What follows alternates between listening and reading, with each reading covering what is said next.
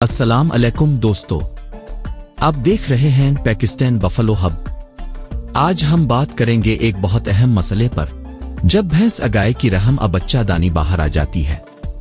ये देखने में खौफनाक लगता है, लेकिन अगर आपने ये वीडियो आखिर तक देखी तो मैं आपको ऐसे देसी तरीके बताऊंगा जिनसे आप भैंस की जान भी बचा सकते हैं और रहम को वापस अंदर भी कर सकते हैं। दोस्तों, सबसे पहले ये जान लें कि रहम के बाहर आने की सबसे बड़ी वजह होती है बच्चा देते वक्त ज्यादा दबाव डालना, जिस्म का कमजोर होना और कैल्शियम की कमी।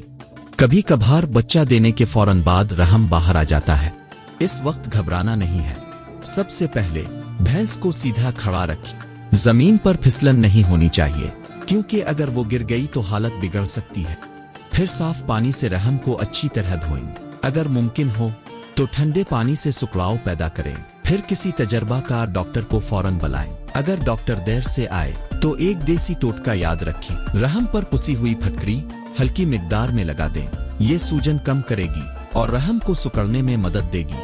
कुछ देहातों में गंदुम के आटे में नमक मिलाकर पेस्ट बनाकर रहम पर हल्का लगा दिया जाता है।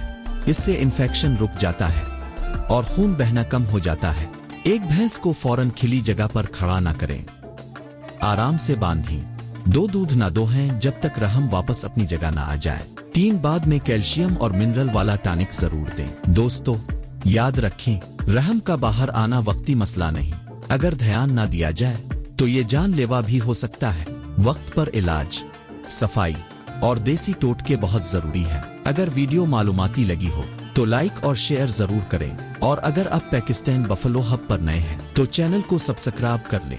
यहाँ हम रोज लाते हैं ऐसी ही देसी मालूमात और मवेशियों के फायदेमंद नुस्खे।